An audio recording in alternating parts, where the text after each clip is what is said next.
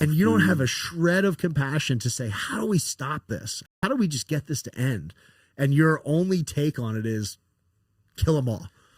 Yes, then I'm sorry, then you deserve what eventually will come to you.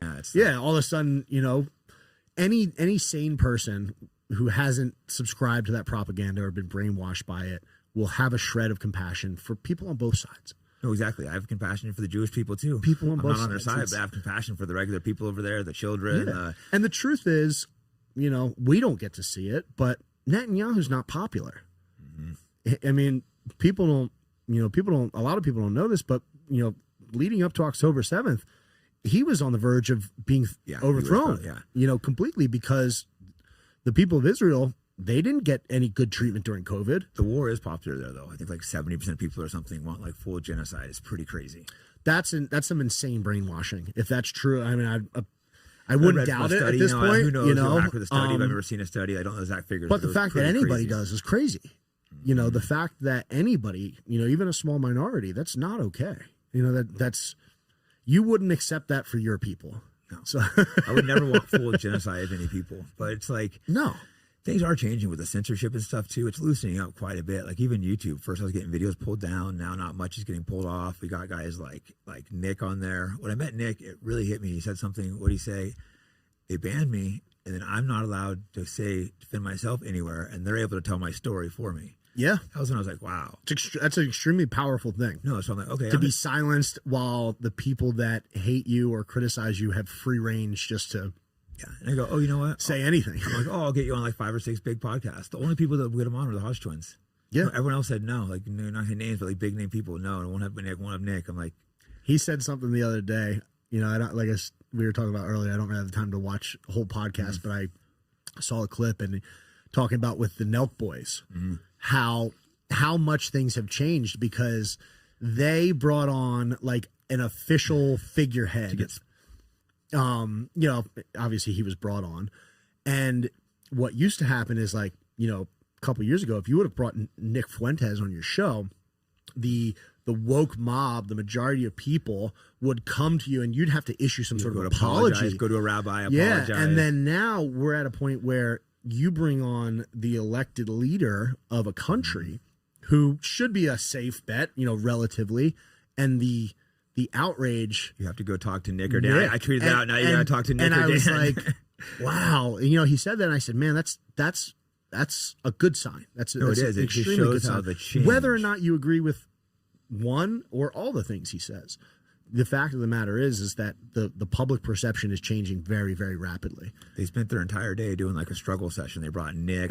They tried getting Dan Blazarian. They had Myron. It just shows you how they had to go like an apology. Like going before, we'd have to go bow to rabbis and like. You'd have a trip. Kyrie Urban had to go meet with rabbis and pay $500,000. And it's all he said is like black people are the real Semites. Could you imagine? And he had to pay $500,000 and go like meet with rabbis. Insane. Just insane. Insane. And enough of that stuff, I think, happens, and it has been happening, that now you have this shift that's really starting to occur, and I think it's still very much in its infancy. But I think you're going to see just a lot more common sense from people. Oh, it is. I think and realness. The Nelk boys was a big one because I was laughing so hard at that when I saw, like, just like you said, how they had to go bring Nick Fuentes and they tried to get Dan Blazarian as damage on there, control. Right, to damage you know, control. the most hated man on the internet. They had to bring in, you know, and then he gets the airtime, and you know, I think Nick can present himself very well when he wants to, and he's able to again put out information there that, you know, maybe people didn't know. Yep. 18 months ago, he was completely ostracized. No Twitter, nothing. Yeah. Just shows you the crazy. He'd been saying the same thing forever, but the fast of his rise. Yeah. I mean, he's been working for a very long time, and I mean, you saw it when we went to America Fest, and I think that's where I met you. Yeah, that's right. You know, there's something to be said about a young man that can put something like that together, and have young people from all over the country energized. His base is energized, so energized. Come out to Detroit, and want to hear his ideas, because he's resonating with people so strongly. I mean, I was very impressed, you know, by just the fact that this kid has certain beliefs, you know, and he's not afraid to speak on them. And the amount of support, the amount of people that he's resonating with it just grows every day. No, it's getting massive. He's getting huge. And the Turning Point was going on there too. I also went to Turning Point, and then I had Nick a ticket. He came through and they kicked him out for no reason. Yeah. I've never been invited back to a Turning Point after that. Yeah, they don't invite me anymore. I've been kicked out of Turning Point, I think I'm kicked out of that. Well, you know, and that stuff's so important. Like you guys going, I think I came in that day, so I missed when you guys went. But going there and getting kicked out. Crazy, because I was already showing in there, everybody. And I had my extra VIP pass, and I think someone else had one. He's like, I'm gonna get kicked out. I'm like, no, I have your pass. Come, and then sure enough, he gets kicked out as soon as he gets there. But everybody sees it, and that's you know that was what kept us alive during COVID. That's what changed the narrative, you know, with everything we did, and it's no different here. Like, there's got to be people that are courageous enough to speak, and to just deal with some of the consequences, to deal with that uncomfortable feeling of being irrationally hated by people. You know, just because you have a different opinion, or someone showed up and tried to kill him at his house. Yeah. So it's like, it's real, you know, and like, especially being that young to be that hated, ostracized from all of his friends. I give it a lot of credit, and it regardless of what you feel, what your ideology is, you should have that same sort of approach to the world, to not be afraid to speak out and not quit. And not be bullied into silence, you know, because it would have been super easy for Nick to just, you know, maybe just, all right, well, you know, whatever my degree was in college, I'll just go get another job.